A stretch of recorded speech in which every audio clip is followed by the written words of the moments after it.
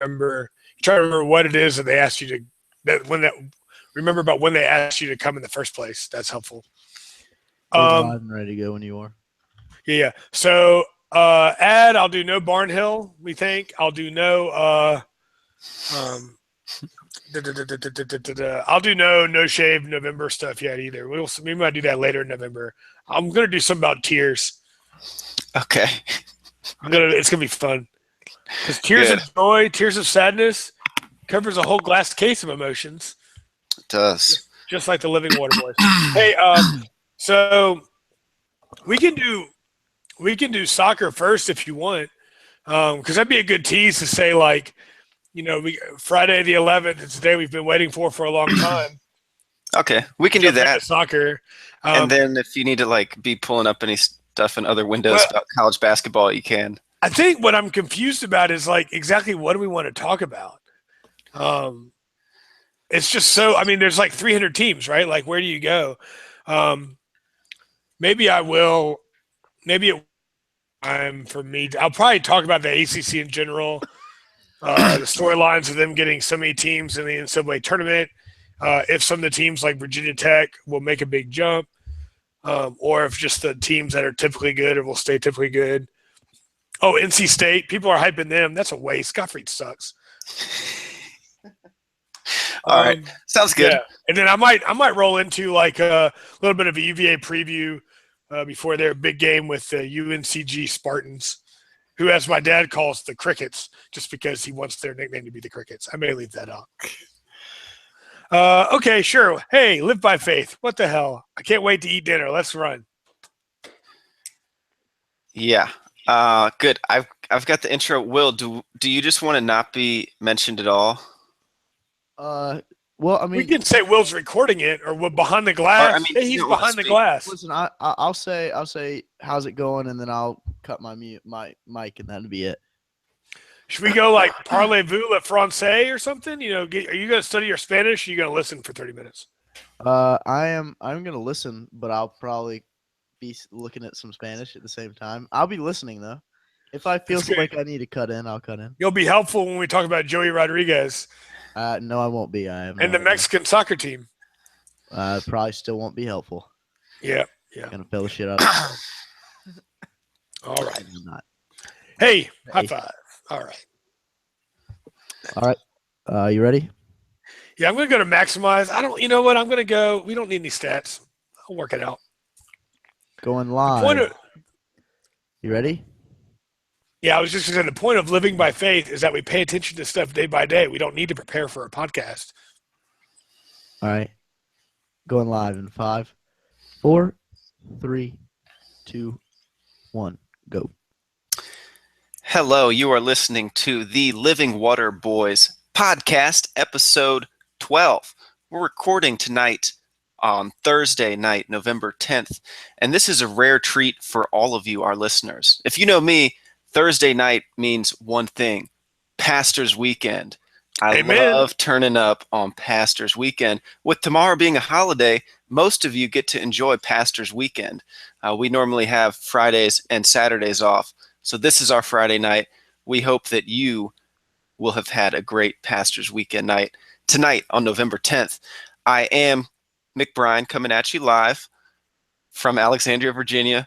We've got Reverend Big Al checking in from Raleigh. How's it going? Great. No better way to turn up on Pastor's Weekend than recording an episode with you two guys. Yes, living large. How's it going? Will's behind the glass tonight. Doing good, guys. Doing good. Yes, Will is on the mend. So, in the spirit of Proverbs 31:8, which says, "Speak up for those who cannot speak for themselves," we will fill in as his voice fails him. Thank you. Just like Dewey Cox spoke up for the midgets and Walk Hard. Exactly. I think he was thinking of that passage. Oh, it had to be. I remember the chorus. Let me hold you, little man, as the maid passes by. All right, let's get moving. Okay, let's get moving. Hey, tomorrow is November 11th, 11/11, the day many of you, especially me, have had circled on their calendar. Why is that, Big Al? I assume because it's the start of college basketball season. Why else? Well, for many people, it's for the start of college basketball season. For me, I am pumped about World Cup qualifying. I think that approximately 10% of our listener base, probably a good tithe, cares about soccer. But I think after this episode, that will quadruple, at least triple.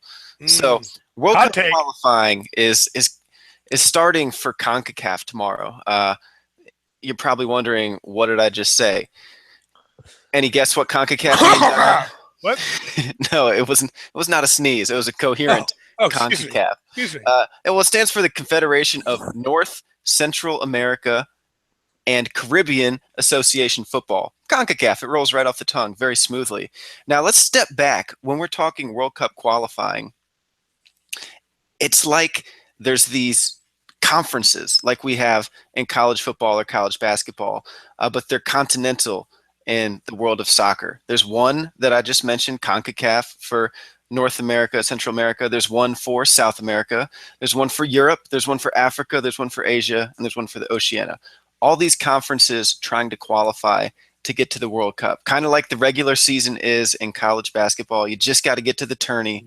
In World Cup qualifying, there's years-long qualification just to get to the World Cup. It's a beautiful thing to watch 210 teams get pared down to 32.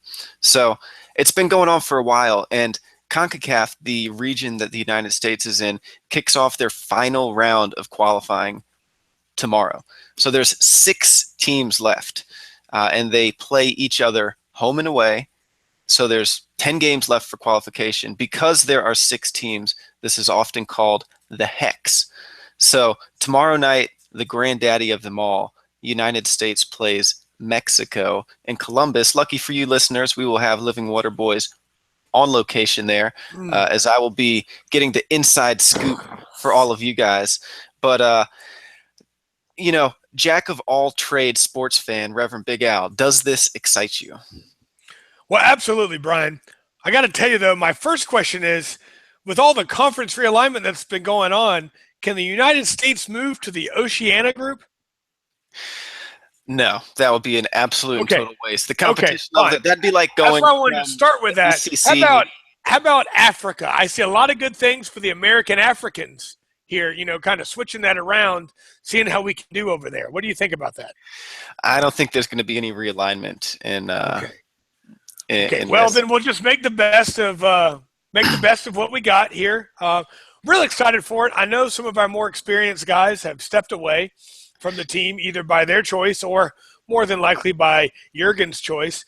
But excited to see what kind of young talent we put on the field with Pulisic, Gooch, some of these other attacking midfielders and forwards, and see what kind of lineup we put on the field. What do you think, Brian? What will we see tomorrow night? I think tomorrow night we will see a tenacious, nasty battle. I think you're going to see some young faces like young Pulisic. You're going to see the old guard, though. You're going to see players who've been there, who know this rivalry, and who can perform under pressure. But the stakes are high. We want to win. This is the biggest rivalry. But step back for a second. In the Hex, the 16 teams are the United States, Panama, Honduras, Costa Rica, Mexico, and Trinidad and Tobago. The top 3 advance to the World Cup. There is no way, no excuse that the United States doesn't qualify. So yes, you want to win tomorrow, but it's a long hexagonal. There's 10 games. If anything happens, whether it be against Mexico on Friday or against Costa Rica on Tuesday, it's going to be okay. But I would love to see the United States come out with 4 points. That would be a win at home on Friday and a tie away to Costa Rica on Tuesday. Well, you heard it here, guys. Brian guarantees the United States will be the best football team in Columbus this weekend. I'm excited to see what happens tomorrow night. Yes, the Buckeyes are going to be actually, coincidentally, in my neck of the woods playing at Maryland on Saturday. Modern-day trading places, if you will. Yes, so there is no footballing competition. I am interested to see how the environment of the game is. It's usually a very fierce rivalry, and I'm curious to see, and that's the reason I'm going for you, my listeners, how the vibe is post-election. Has anything changed? Does that make it lighter? Does that make it heavier? I really don't know. I think it could swing either way. Depends which attitude of the fan base shows up. Do we Which know if attitude the of Mexican America? national team has been able to arrive in Columbus Yes, they are there. They arrived on safely Monday. inside the wall? Good to hear. Good to hear. Here, the game will be played. Who do So we see? Who do you see coming out in goal tomorrow? I know we've seen a lot of Howard in the past. We've seen some Guzan in the Copa America tournament, even some Horvath in recent friendlies. Where do you think Klinsmann goes tomorrow night, Brian? well, I'm going to go out on a limb and guarantee you Tim Howard starts because Klinsmann announced that on Sunday. So you can put your life savings on that. Tim Howard will be in goal. He had a great game on Sunday for the Colorado Rapids to push them into the Western Conference Finals against Seattle. So you'll see Tim Howard there. He'll be in full beard. He will be hype. And there's no way the team doesn't rally around him. He is so good not only in goal, but also just as a commander in back, getting his defense where he needs it to be. And how do you think the U.S. will replace the attacking offense that Clint Dempsey usually brings with him out injured? I feel for him. He's out with a heart condition, but he won't be missed at all. Also, I honestly question if he would start if he were even there and healthy. So you're going to see Josie Altidore up top. He is hot. I think he might be alone. If somebody's with him, it'll be Bobby Wood. Yeah, I definitely think we need more Wood. I hope we have lots of plays where they send it long to Wood. I just think that's what we're looking for here for the United States team, and it's going to be a great match. It is. That's what everyone's going to be looking for. So I'll be there live for you guys, so be sure to check the Twitter. So do you think are you slightly sold on this, Big Al, how I've described World Cup qualifying as an actually cool thing in how the qualification process works? Because it's awesome. Absolutely. I love the home and home method. I'm tired of home court or home field advantage making the difference in who advances and who doesn't. And so the way that the teams get to play on both sides really helps in the round robin play. Always, we've seen most of our college football conferences go away from round robin, and I think it's hurting the product. However, what's hard for me is that especially in CONCACAF, with 3 of the 6 teams advancing, not a lot of drama for the United States. And so I think what becomes exciting for us is watching the player development, seeing if different lineup combinations can mix well together, and just getting excited for the possibilities as we approach 2018. Yes, the top 3 advance. The 4th place will be in a playoff with a nation from Asia, I believe. So, gotta feel good about their chances. Yeah. You say that there's no pressure, but last year, I was just hoping you weren't going to say Europe. No. Last cycle, Mexico barely advanced, and they are incredibly talented. So weird things can happen. But hey, that's enough on this. Tomorrow, or whenever you're listening, Friday, November 11th. Kickoff is at 8:01 on Fox Sports 1. So tune in. I'll be there in section 121. Hashtag AskLWB if you got anything on your heart or mind. Now, Alan mentioned something else starts tomorrow, something else that matters. I was so aware of college basketball starting when I lived in Raleigh. Up in the D.C. area, it's a little less of a conversation here, but yes, college basketball starts tomorrow. Are you pumped? Oh, I cannot wait, especially those of us who may not be enjoying football season as much as some others. Cannot wait for teams to hit the hardwood tomorrow night. I know it's a day we've been waiting for since last April when college basketball stopped. I know love college football, but college basketball, the multiple games a week, is something I always look forward to, especially down here in the basketball-rich Triangle. It is going to be a great season, obviously, always is. I think the home court advantage of college basketball is matched by no other sport. It's just always exciting to see so many of the students down close to the court impacting the outcome of the game, particularly at schools like Arizona State, where they're always behind the curtain coming up with something special. Let's get away from all this hype, though. Brian, what are you looking for as the season starts? I mean, certainly we're right here in ACC country. They're bound to be the top conference yet again. What are some big storylines you have going into the college basketball season? Well, I think the ACC is going to do incredible things, easily putting double-digit teams into the tournament. I think you're going to see a just a deep, deep conference. I think it's going to be so deep that there's going to be multiple lost teams competing at the top to get in. You're right about that home court advantage. Basically everywhere. I guess maybe with the exception of BC, is going to be really hard to go into and win. Speaking of behind the curtain, it looks like everyone's behind the curtains and eating hot dogs. Because when I watch their games, I can't find any fans. Yeah, it's like they're doing the mannequin challenge for 40 straight minutes. Not a great environment there. But before we talk about big picture storylines, something that I am very excited for is something that I look forward to every year, and it's ESPN's College Hoops Tip-Off Marathon schedule. There were multiple times in college where I tried to stay awake for the whole thing, failed miserably at 1 a.m. But this year, I know you've been waiting for it. At 4:15 in the morning on Tuesday, November 15th, we've got Florida Atlantic at Hawaii. I'll be checking that out. Winthrop at Manhattan at 8:45. That'll be good as I eat my Lucky Charms. Longwood, straight out of Virginia, at Stephen F. Austin at 11 a.m. I mean, the day is chock full of big-time matchups. Yeah, certainly something to look forward to in the coming days. But before we get too far ahead of ourselves, let's go back and focus on some of these ACC teams and what we expect to see from them coming up this season. Brian, you mentioned 10 or 11 teams. Certainly most of the preseason polls coming from the media have some of your typical teams up at the top: Duke, North Carolina, Virginia, Syracuse, Louisville. But after that, certainly a lot of teams up in the air trying to figure out who else could make the tournament. We have NC State. They have their hyped freshman class with Yurtseven and Dennis Smith. Certainly a lot of hype. But, again, nobody underachieves like the Wolfpack. And we know that all too well being here in Raleigh. We got Gottfried. Man, he can probably order a lot of late-night drinks at the club, but the last thing he can do is drop a play when you need a bucket to win a game.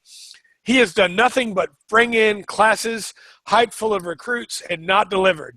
So I'm expecting NC State to fall flat on their face yet again. People are expecting big things from Dennis Smith Jr., but listen, if Cat Barber couldn't lead the team anywhere, why is Dennis Smith going to be any better? All right? Sure, we've got Buzz Williams and his Virginia Tech team. Are they going to be improved? Time will tell. I think Jim Larinaga will have Miami ready to play. Interested to see with Pittsburgh what happens with Kevin Stallings being the new coach there. Clemson and Jerron Blossingame certainly going to put up a lot of big numbers, but I think nothing. If history has told us anything, it's that Brad Brownell's teams will struggle to score more than 35 to 40 points a game. So it's going to be hard to see Clemson winning a lot of games in the ACC. I think, Brian, at the end of the day, yeah, Georgia Tech will be down again. No wonder Pastor left Memphis. He was just glad to have a school that would pay him. Boston College will be down again. But other than that, I'm not sure who's going to be good enough for the NCAA tournament or poor enough to miss out on the NIT and be shooting for the Vegas 16.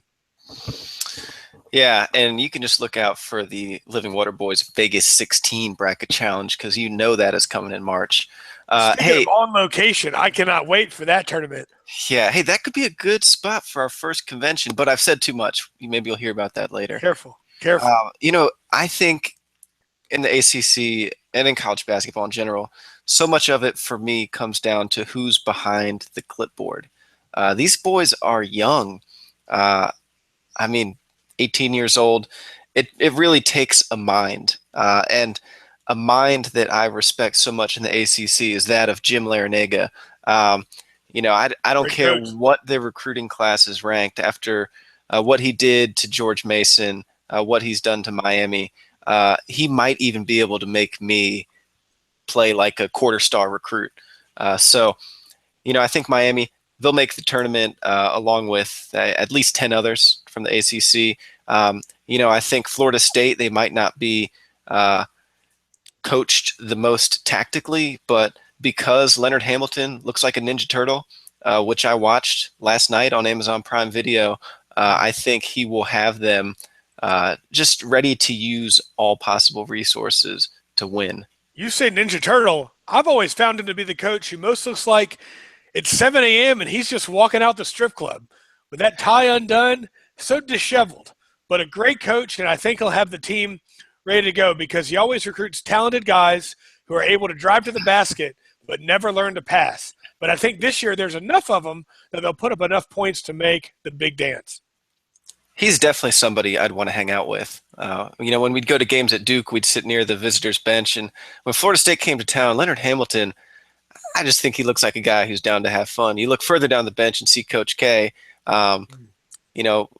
Maybe for a paycheck or some charity, I might hang out with him. But Leonard, I do that free of charge. That's right. That's right.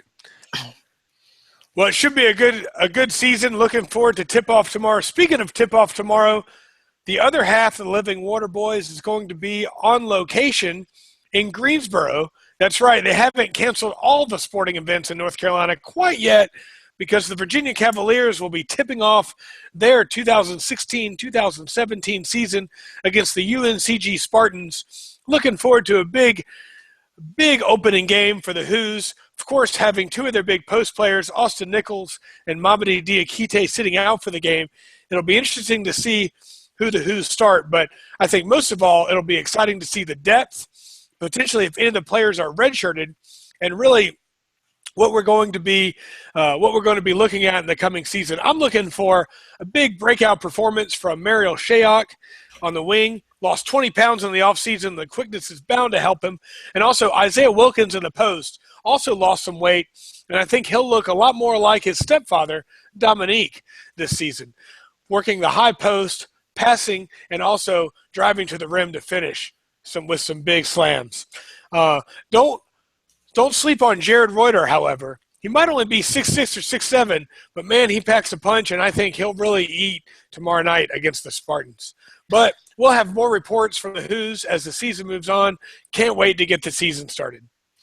Hey, there's nothing I like more about college basketball in November than these garbage tournaments they play. Honestly, I love the Maui Invitational. I'm being serious. I love over Thanksgiving seeing tournaments in places I've never heard of.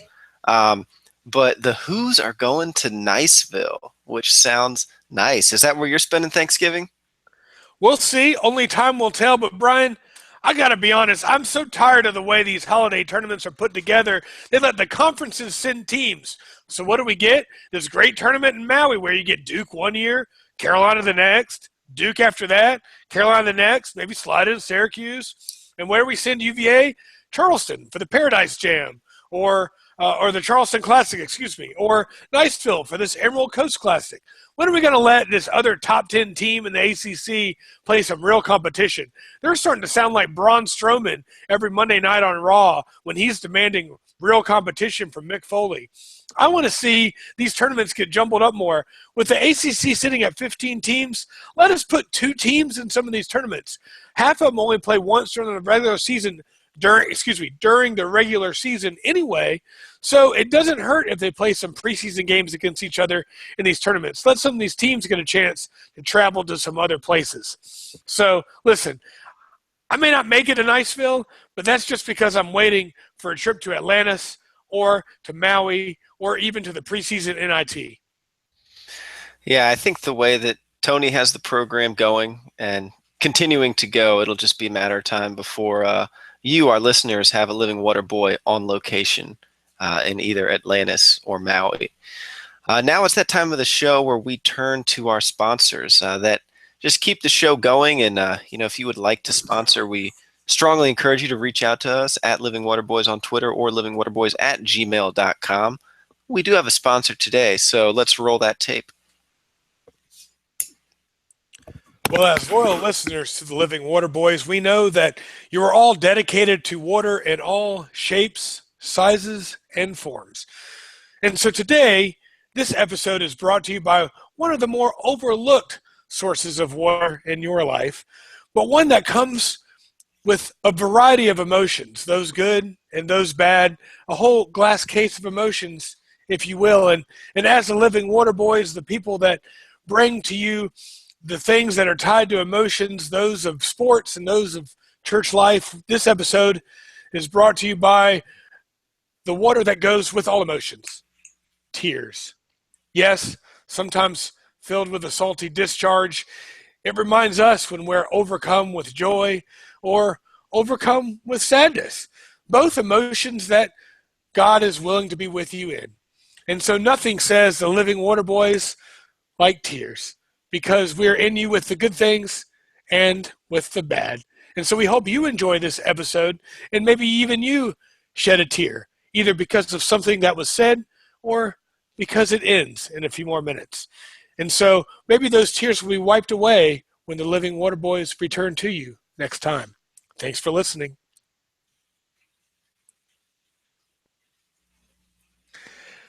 Well, and again, another great word from our sponsor. We're so glad to be sponsored by so many wonderful things.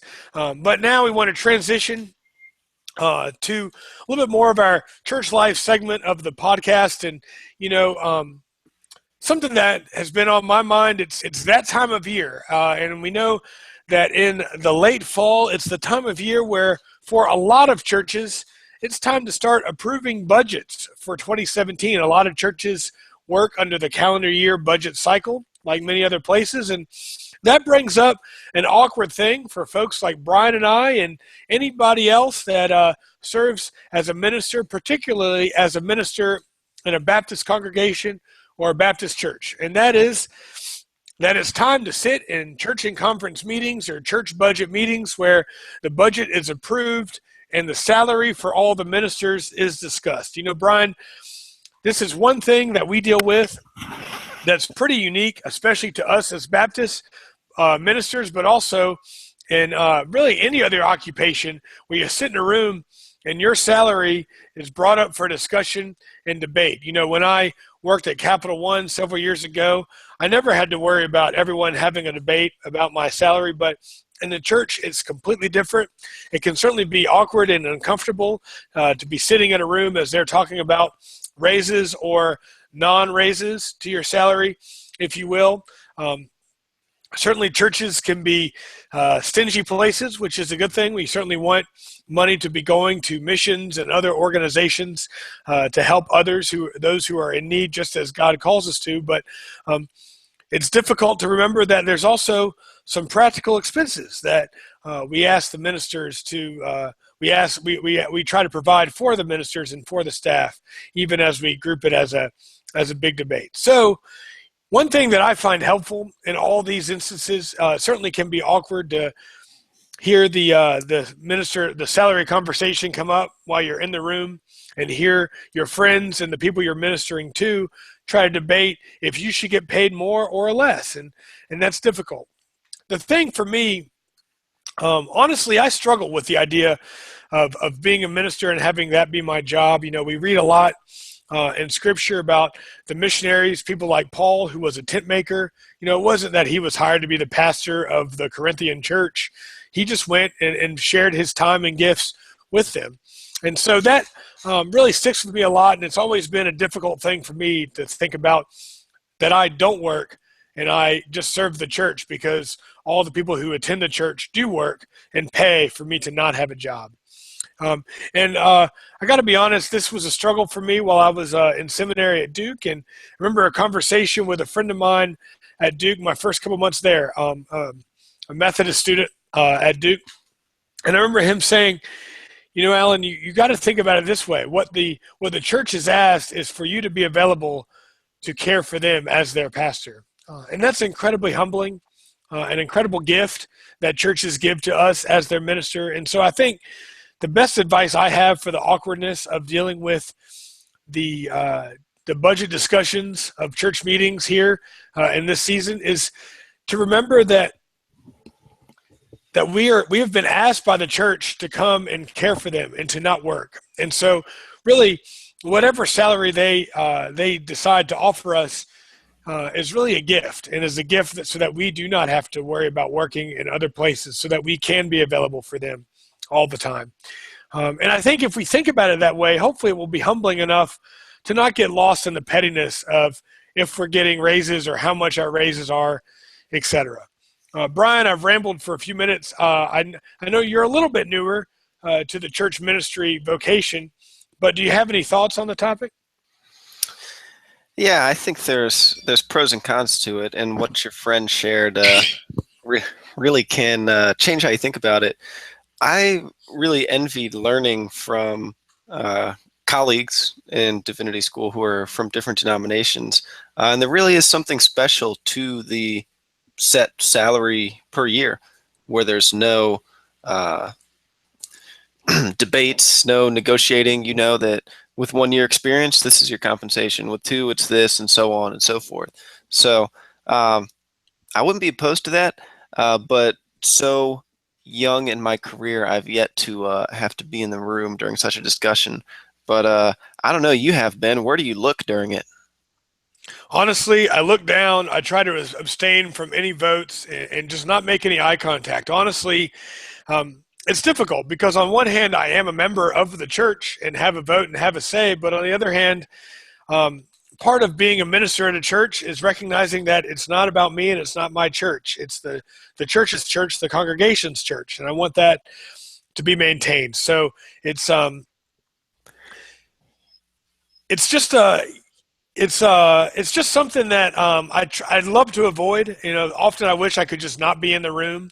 As it comes up for us at Greystone, I actually might just not be in the room and see how that goes with it. But it's interesting. You know, honestly, I've been in some situations where or at least heard some stories where salaries have been slashed significantly. I know of one friend from Duke a few years ago who told me about how the church cut the salary of all their staff by about 20% at one of these meetings.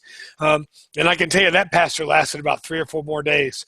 So it certainly works to different effects. So I guess my point is, even if your salary is to not change going into 2017, just be grateful that the church is still calling you to pastor them and serve them and love them, because honestly, that is a humbling gift in and of itself. All right, I got one last question on this topic. So you mentioned that when that's going on, you just look at your feet. So I want to know the opposite. What is the worst thing that you could be doing in that meeting when your salary is discussed? And if you'd rather depersonalize it, think about, what's the worst thing you as a church member would see from a fellow pastor when that's being discussed? Use your imagination.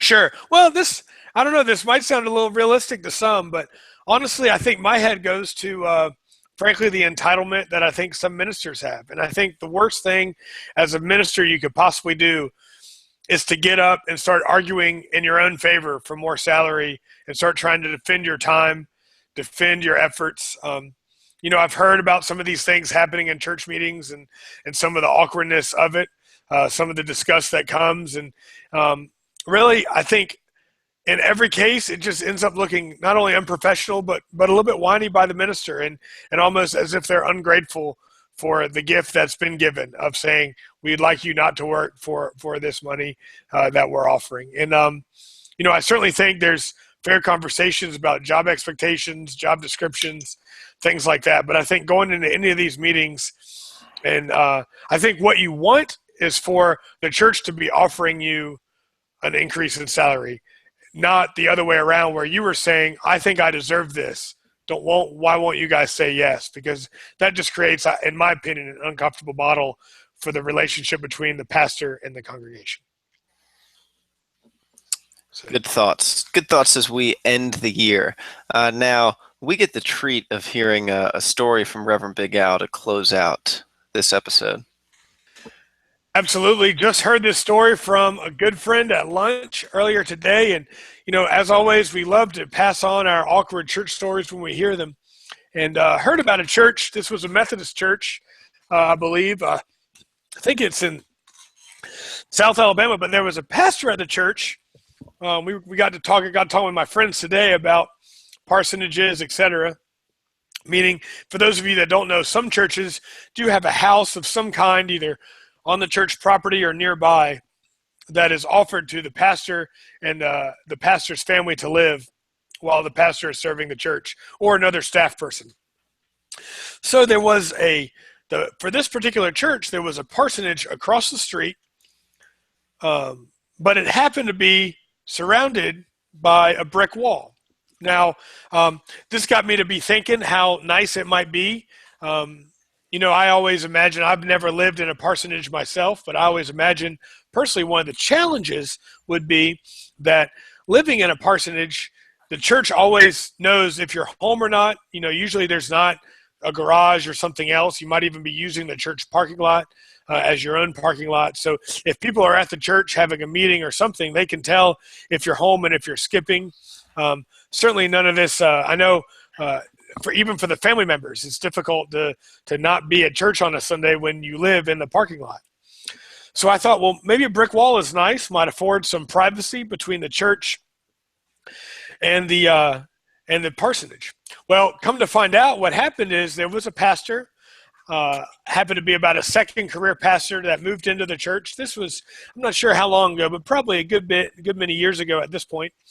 Moved into the parsonage, and as it turns out, maybe this brings up another topic for a future podcast, but as it turns out, the pastor's wife was not too big of a fan of church, as it were.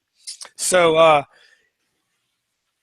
she not only was so against going to church that she would just not go. Clearly, it was not in favor of her husband changing careers and moving into the role of a pastor and serving the church.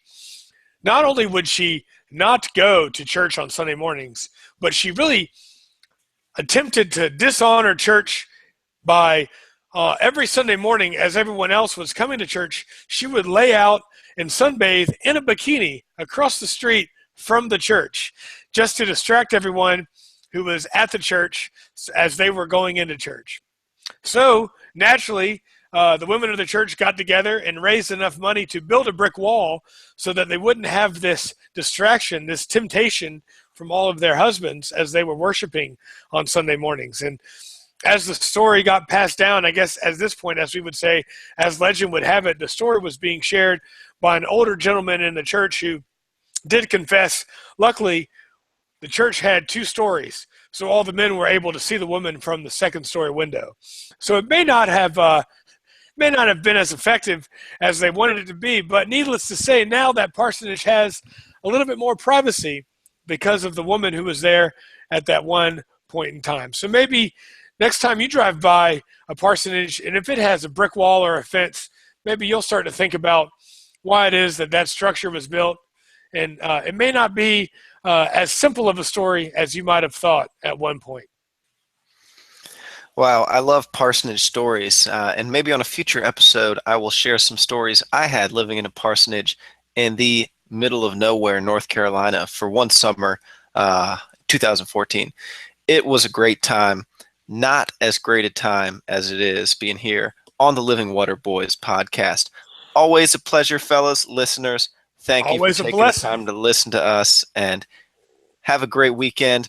As always, hit us up with hashtag AskLWB if you have any questions. Reach out by email, livingwaterboys@gmail.com, or on Twitter @livingwaterboys. See ya.